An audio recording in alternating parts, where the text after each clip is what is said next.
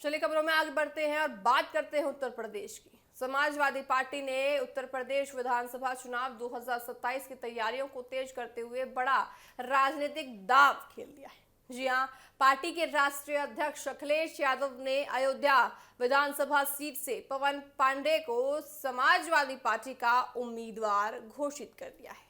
लखनऊ स्थित पार्टी कार्यालय में आयोजित ब्राह्मण सम्मेलन के दौरान इस घोषणा के साथ ही सपा ने चुनावी अभियान का औपचारिक शंखनाद भी कर दिया है। प्रत्याशी की घोषणा के बाद आपको बताएं कि अयोध्या की राजनीति में हलचल तेज हो गई है और इस सीट पर मुकाबला काफी दिलचस्प हो सकता है। ब्राह्मण सम्मेलन के दौरान पार्टी कार्यालय परिसर में शंखनाद और आरती का आयोजन भी किया गया। कार्यक्रम में बड़ी संख्या में ब्राह्मण समाज के लोग शामिल हुए। समाजवादी पार्टी ने इस सम्मेलन के जरिए सामाजिक समीकरण साधने के साथ साथ आगामी चुनावों के लिए अपनी राजनीतिक संदेश को भी मजबूत करने की कोशिश की है। अयोध्या जैसी महत्वपूर्ण सीट से समय से पहले प्रत्याशी घोषित कर सपा ने ये संकेत दे दिए हैं कि वे चुनावी तैयारियों में किसी तरह से देर नहीं करना चाहती। ऐसे में देखिए आगे के निर्णय समाजवादी पार्टी ले रही है। कार्यक्रम को संबोधित करते हुए अखिलेश यादव ने समाजवादी विचारक जनरेशन आपको बताएं कि जैनेश्वर मिश्र को याद किया और कहा कि उन्होंने जीवन भर बिना किसी भेदभाव के समाज को जोड़ने का काम किया है। उन्होंने कहा कि समाजवादी पार्टी भी सभी वर्गों को साथ लेकर चलने की राजनीति में विश्वास रखती है। अखिलेश ने आरोप लगाया कि प्रदेश के कई जिलों में ब्राह्मण सम्मेलन आयोजित करने की अनुमति प्रशासन ने नहीं दी है, लेकिन इससे पार्टी का अभियान रुकने वाला कतई नहीं है। अखिलेश आपको बताएं कि सम्मेलन अभी जारी रहेगा, ये अखिलेश यादव का कहना है। अपने संबोधन में अखिलेश यादव ने भारतीय जनता पार्टी पर भी निशाना साधा है। उन्होंने कहा कि भाजपा पीडीए को लेकर भ्रम फैलाने का पूरा प्रयास कर रही है। उनके अनुसार उनके लिए पीडीए का मतलब पीड़ित है और जितनी ज्यादा पीड़ा लोगों को दी जाएगी उतना ही ये वर्ग मजबूत होगा और समाजवादी पार्टी के साथ खड़ा होगा। उन्होंने दावा किया कि समाज के विभिन्न वर्ग आज सरकार की नीतियों से परेशान हैं और यही असंतोष आने वाले चुनाव में भी दिखाई देगा। सपा प्रमुख ने प्रदेश सरकार पर कई मुद्दों को लेकर सवाल और हमला किया है। उन्होंने आरोप लगाया कि उत्तर प्रदेश में हर वर्ग खुद को परेशान महसूस कर रहा है और सरकार पूरी तरह से काम करने देती हुई नजर नहीं आ रही है। उन्होंने अपनी गाड़ी पलटने की घटना का जिक्र करते हुए कहा कि वह कोई सामान्य हादसा नहीं था, बल्कि सरकार को बचाने की कोशिश थी। उन्होंने दावा किया कि भविष्य में सैटेलाइट तस्वीरों के जरिए सच्चाई सामने आएगी। हालांकि उन्होंने अपने इस आरोप के समर्थन में कोई सार्वजनिक साक्ष्य प्रस्तुत नहीं किया है, यानी कि कोई सबूत नहीं दिया है। अखिलेश यादव ने प्रदेश के स्वास्थ्य विभाग को लेकर भी सरकार की आलोचना की है। उन्होंने उप मुख्यमंत्री ब्रजेश पाठक पर निशाना साधते हुए कहा कि स्वास्थ्य विभाग की व्यवस्था इतनी खराब है कि उसे खुद इलाज की जरूरत है। उन्होंने दावा किया कि प्रदेश में स्वास्थ्य सेवाओं की स्थिति चिंताजनक बनी हुई है और सरकार इस दिशा में प्रभावी काम करने में विफल रही है। ऐसे में देखिए सवाल लगातार उठा रही है समाजवादी पार्टी सरकार पर। अयोध्या सीट से पवन पांडे को उम्मीदवार घोषित किए जाने को समाजवादी पार्टी की चुनावी रणनीति का अहम हिस्सा माना जा रहा है।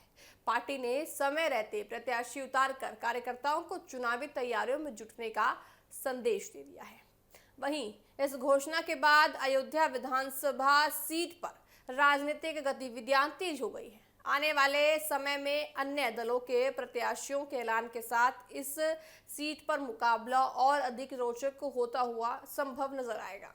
समाजवादी पार्टी अब प्रदेश भर में अपने संगठन को सक्रिय करने और विभिन्न सामाजिक वर्गों तक पहुंच बनाने की रणनीति पर तेजी से काम करती हुई नजर आ रही है।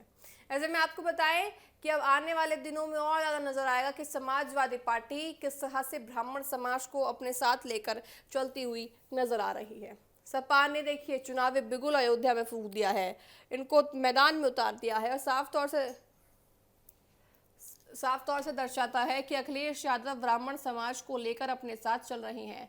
ब्राह्मण सम्मेलन में अखिलेश यादव ने कहा है कि जो मेरे साथ दुर्घटना हुई है वो कोई सामान्य दुर्घटना नहीं थी, और साथ ही आगे सैटेलाइट तस्वीरों में ये स्थिति साफ भी होती हुई नजर आएगी, लेकिन अभी उन्होंने कोई सबूत नहीं दिए हैं। सिर्फ और सिर्फ तथ्यों पर बात करना सही होगा, लेकिन वो तथ्यों पर बात करते हुए नजर नहीं आ रही हैं। लेकिन अगर बहरहाल बात करें तो ब्राह्मण समाज की, तो ब्राह्मण समाज में अयोध्या में देखिए उन्होंने उतार दिए हैं, और साथ ही साथ ब्राह्मण सम्मेलन में उन्होंने ब्राह्मणों को साथ लेकर चले हैं। अयोध्या से पवन पांडे मैदान में अब उतर गए हैं, तो कहीं ना कहीं कार्यकर्ताओं को मनोबल मिल गया है। कार्यकर्ताओं को समाजवादी पार्टी एक दिशा मिल गई है कि भाई इस दिशा में हमें आगे बढ़ना है, तो इसी दिशा में अब कार्यकर्ता समाजवादी पार्टी के बढ़ते हुए नजर आएंगे, और अयोध्या की सीट देखिए बहुत महत्वपूर्ण मानी जाएगी, और उससे ब्राह्मण समाज को उतारना भी समाजवादी पार्टी का एक स्मार्ट कार्ड हो सकता है, क्योंकि अयोध्या में देखिए राम मंदिर है, और भव्य राम मंदिर के इस तरह से देखिए अब आए दिनों से चंदा चोरी का मामला सामने आ रहा है, और ऐसे में ब्राह्मण को उतारते हुए समाजवादी पार्टी नजर आ रही है। तो कहीं ना कहीं ब्राह्मण को अपने साथ लेने का पूरा प्रयास समाजवादी पार्टी करते हुए नजर आ रही है। लेकिन पीडीए जो फॉर्मूला समाजवादी पार्टी ने आपके विधानसभा चुनावों में दिया है, उसी के साथ कहती है कि बीजेपी सरकार पीडीए को गलत तरीके से पेश कर रही है, यानी बीजेपी सरकार पीडीए का सही मतलब जनता तक पहुंचने ही नहीं दे रही है। उनका ये कहना है कि जो भी पिछड़ा है वो पीडीए में है, और जो भी परेशान है वो पीडीए में है। तो ऐसे में लेकिन देखिए जब नारा शुरुआत में दिया गया था तो उसका दिया गया था अल्पसंख्यक, तमाम चीज़ें कही गई थी, लेकिन अब अलग अलग फॉर्मूले समाजवादी पार्टी जिस तरह से विधानसभा चुनाव नज़दीक आ रहे हैं, अलग अलग फॉर्मूले लाती हुई नजर आ रही है। लेकिन अगर बात करें अयोध्या की, तो अयोध्या में देखिए अब पूरी तरह से सपा ने चुनावी बिगुल फूंक दिया है, और 2027 के चुनाव में समाजवादी पार्टी मैदान में उतर गई है, और ये दर्शा रही है कि हर एक सीट पर कितना मंथन करने के साथ समाजवादी पार्टी मैदान में उतरती हुई नजर आ रही है।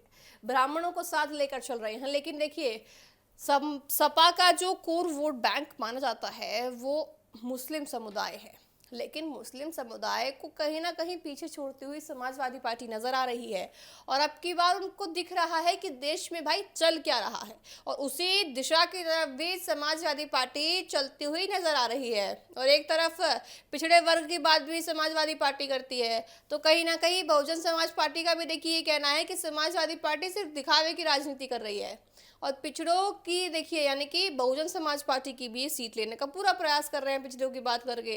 और अब इन्होंने ब्राह्मण की बात कर दी है, तो अब ये ब्राह्मण के साथ भी यानी कि कोर वोट बैंक जो बीजेपी का माना जाता है ब्राह्मण वोट, अब उसको भी अपने साथ लेने का पूरा प्रयास करते हुए नजर आ रही हैं। तो ऐसे में कहा जा सकता है कि समाजवादी पार्टी हर एक कदम यूपी विधानसभा चुनावों के लिए फूक फूक कर रख रही है, और पूरा प्रयास समाजवादी पार्टी कर रही है कि किन सीटों पर कितनी ज्यादा बढ़त मिल पाए, क्योंकि पिछले विधानसभा चुनावों की बात करें तो कुछ ही संख्या से यानी कि कुछ आंकड़ों से ही समाजवादी पार्टी पीछे थी, यानी कि ऐसे में कांटे की टक्कर अब की बार भी समाजवादी पार्टी बीजेपी सरकार को देती हुई नजर आएगी। और साथ ही बीजेपी सरकार की बात करें तो वो कहते हैं कि आप ब्राह्मण की बात करते जनाब, आप राम मंदिर की बात करते हैं, आपने राम भक्तों पर गोलियां चलवाई, आपकी गोलियों से राम भक्त लहूलुहान हो गए, और आप ब्राह्मणों की बात कर रहे हैं। तो ऐसे में देखिए कहा जा सकता है कि आरोप और प्रत्यारोप का दौर उत्तर प्रदेश में साफ तौर से नजर आ रहा है। अयोध्या से पवन पांडे जो मैदान में अब समाजवादी पार्टी ने उतार दिए हैं, सपा ने जो चुनावी बिगुला फूंक दिया है, देखा जाएगा कि 2027 के चुनाव में इनकी तैयारी कितनी ज्यादा धरातल पर सही होती हुई नजर आती है।